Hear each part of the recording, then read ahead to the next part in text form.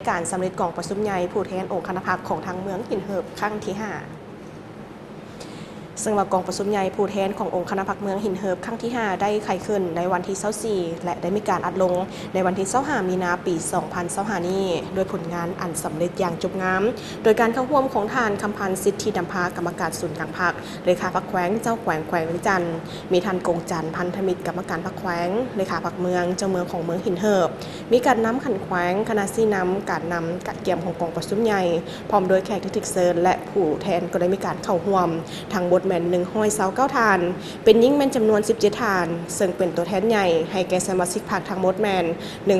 1,542 ทานเป็นยิ่งแมน377 ทานมีบรรดาทานที่ได้มีการเข้าร่วมกองประชุมได้มีการยกสูงความรับผิดชอบมีระเบียบวินัยสมใส่สติปัญญาของตนเห็นให้กองประชุมได้มีการดำเนินไปด้วยบรรยากาศอันฟุ่มเฟือยและประสบผลสำเร็จอย่างสง่างามตามจุดประสงค์และได้มีการคาดหมายไว้ในที่ประชุม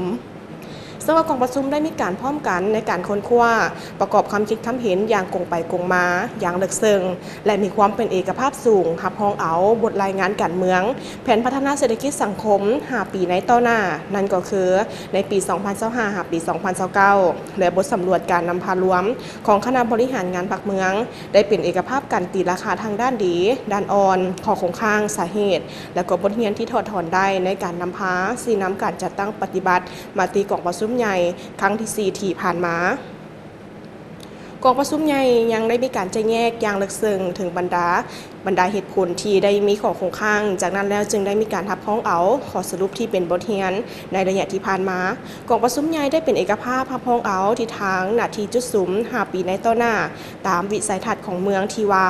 ยกสูงบทบาทการนำพาขององค์คณะพรรคเมืองนำพาพัฒนาเมืองเป็นเมืองอุตสาหกรรมที่ทันสมัยตามทิศทางของเศรษฐกิจเอกราชเป็นเจ้าบุกตนเองกองประชุมใหญ่ครั้งที่ 5ได้มีการใช้สิทธิประชาธิปไตยของบรรดาผู้แทนได้มีการเข้าร่วมกองประชุมได้มีการเลือกตั้งคณะบริหารงานพรรคเมืองหินเหิบสมัยที่ 5มีจำนวนอยู่21 ทานในนี้เป็นหญิงแมนจำนวน3 ทานกองประชุมครั้งปฐมฤกษ์ได้มีการเลือกตั้งเอาคณะประจำพรรคเมืองจำนวน7 ทานเป็นหญิงแมนจำนวน1 ทานเลือกเอาทานกงจันทร์พันธมิตรเป็นเลขาพรรคเมืองเลือกเอาทานทองไม้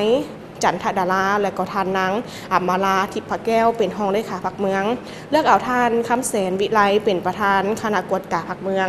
และก็ทานพวงแก้วพันดาวงและทานบุญซูศรีวงเพชรเป็นห้องประธานคณะกวดกาพรรคเมืองในโอกาสนี้ยังได้มีการรับฟังในการโอ้ล้มผ่านคำพันธ์สิทธิดำพากรรมการศูนย์กลางพรรคเลขาคณะบริหารงานพรรคแขวงซึ่งท่านได้มีการแสดงถึงความย่องยอสมเสยต่อการนำพาสีน้ำของคณะบริหารงานพรรคเมืองของเมืองหินเหิบสุดที่4ที่ได้มีการเอาใจใส่นำพาสีน้ำสมาชิกพรรคพนักงานและประชาชนบัดเผาปฏิบัติหน้าที่การเมืองและญาติได้ถึงผลสำเร็จในหลายด้านตื่นอีกด้วยพร้อมเดียวกันนั้นยังได้แสดงถึงความเป็นห่วงเป็นใย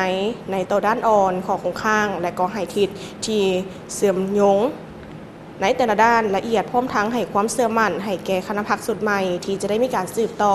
นำพาสีน้ำจะตั้งปฏิบัติมติกองประชุมใหญ่ผู้แทนองค์คณะพรรคของทางด้านเมืองหินเหิบครั้งที่ 5อย่างมีผลสำเร็จอันจบงามเติมอีกด้วยทำสมเนาะอันนี้ก็ถือว่าเป็นอีกหนึ่งเรื่องงานเลยที่มีความหมายความสำคัญเป็นทางด้านสำเร็จกองประชุมใหญ่ผู้แทนองค์คณะพรรคเมืองของทางเมืองหินเหิบ